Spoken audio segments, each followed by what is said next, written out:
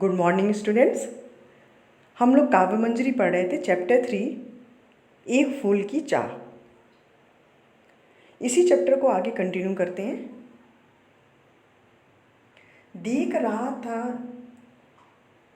रहा था जैसे स्थिर हो, नहीं बैठती थी क्षण भर, हाय वहीं चुपचाप पड़ी थी अटल शांति सी धारण कर।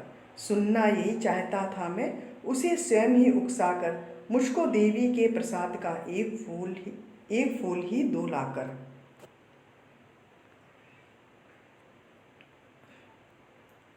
ऊंचे शैल शिखर के ऊपर मंदिर था विस्तीर्ण विशाल, स्वर्ण कलश सरसिज विंसित थे पाकर समुदित रवि कर जाल। दीप धूल से आच्छादित था मंदिर का आंगन सारा, गूंज रही थी भीतर बाहर मुखरित उत्सव की धारा। सुस्थिर यानी स्थिरता से, अटल न टलने वाली, उकसाकर यानी बढ़ावा देकर।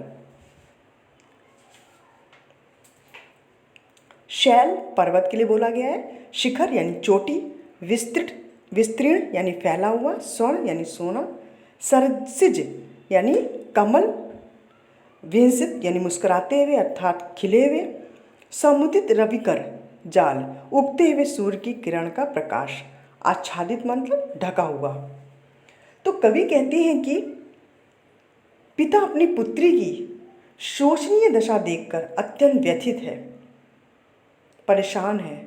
वह सोच रहा है कि मेरी वाचाल पुत्री, वाचाल मतलब बोलने वाली पुत्री, मेरी कन्या जो एक क्षण भी बैठ नहीं सकती थी, हर समय बोलती ही रहती थी, आज वो अत्यधिक ज्वर के कारण अविचल शांति को धारण किए बेसुध पड़ी हुई है।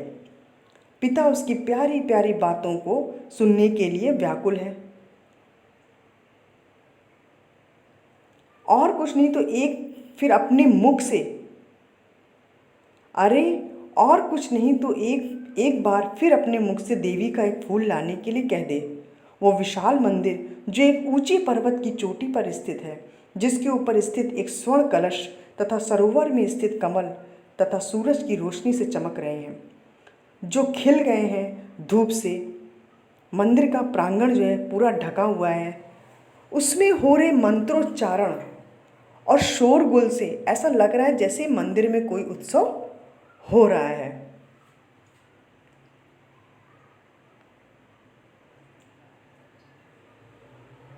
भक्त वृंद सब मधुर कंठ से गाते थे सब भक्ति मुद में, पतित तारणी पाप हारणी माता तेरी जय जय।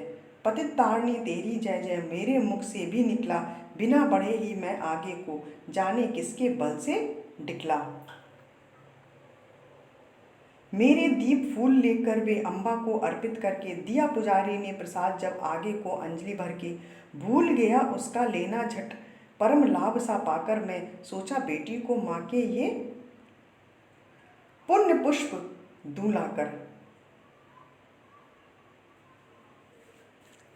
भक्तवृंद भक्तों का समूह, सभक्ति यानी भक्ति के साथ, मुद में यानी आनंदित होकर, पतित पापियों, तारणी माने उद्धार करने वाली, हारणी हरण करने वाली, बल यानी ताकत, डिकला मतलब ढकेला गया। अम्बा देवी माँ के लिए, अर्पित यानी चढ़ाकर, अंजलि यानी हाथों को जोड़कर, परम लाभ यानी बहुत बड़ा फायदा। कवि कहते हैं कि उस विशाल मंदिर में धूप दीप के धुएं से आच्छादित प्रांगण में भक्तगण जो है मधुर कंठ से प्रसन्न होकर भजन आरती करते हुए माँ की वंदना कर रहे हैं। हे पापियों को तारने वाली, पापों को नष्ट करने वाली देवी माँ तेरी जय हो।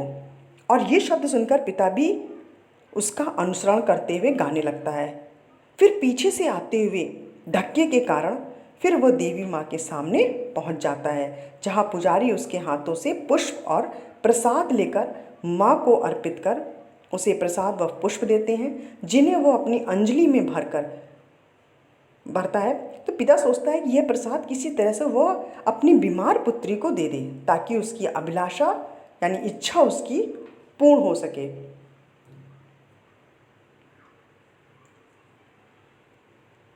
सिंह पौर तक भी आंगन में नहीं पहुंचने मैं पाया, सहसा यह सुन पड़ा कि कैसे यह अछूत भीतर आया।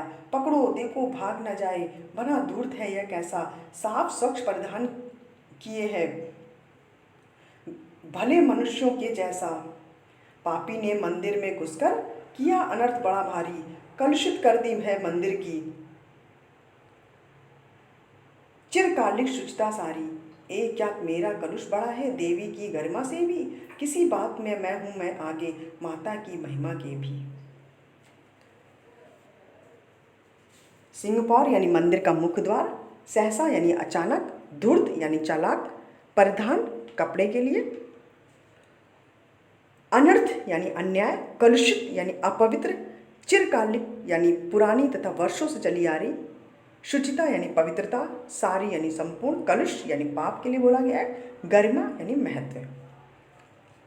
तो माँ के प्रसाद को अपनी अंजलि में भरकर, एक पिता माँ के प्रसाद को अपनी अंजलि में भरकर पिता उस दालान के निकट भी नहीं जा पाता कि सहसा चारों तरफ शोर मच जाता है कि ये अछूत मंदिर में कैसे घुस आया।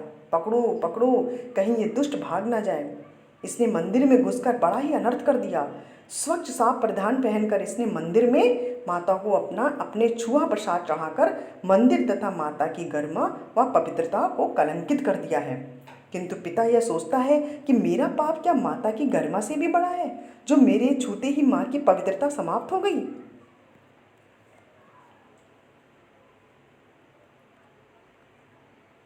माँ के भक्त हुए तुम कैसे, माँ के भक्त हुए तुम कैसे करके यह विचार खोटा, माँ के सम्मुख ही माँ का तुम गौरव करते हो छोटा। कुछ न सुना भक्तों ने झट से मुझे घेर कर पकड़ लिया, मार मार कर मुक्के घूसे धम से नीचे गिरा दिया। मेरे हाथों से प्रसाद भी बिखर गया, हाँ सबका सब, हाय अभा की बेटी तुझ तक कैसे पहुंच सके ये अब, अंतिम बार गोद में बेटी तुझको ले ना सकूं मैं, तुझको ले ना सका मैं, हाँ एक फूल माँ के प्रसाद का तुझको दे ना सका मैं। कवि कहते हैं कि सभी व्यक्ति उस मजबूर पिता को चारों तरफ से घेर कर पूछते हैं कि माँ के सम्मुख खड़े होकर तुमने अपने हाथ से छुआ प्रसाद चढ़ाकर माँ के गौरव को छोटा किया है। ऐसी धृष्टता के लिए तो तुम्हें सबक सिखाना पड़ेगा। और इस धृष्टता के लिए सब लोग उसे घेर कर बहुत मारते हैं, पीटते हैं। पिटाई के कारण देवी माँ का प्रसाद उसके हाथों से गिर जाता है और चारों तरफ बिखर जाता है। पिता को पिटाई का इतना दुख नहीं होता है जितना कि यह दुख होता है कि वह अंतिम बार अपनी बेटी की अभिलाषा को पूरा नहीं कर सका। वह बेटी को गोद में उठाकर उसे यह प्रसाद नहीं दे पाया, किंतु कोई भी मनुष्य उसकी करुण पुकार को सुन नहीं पाया।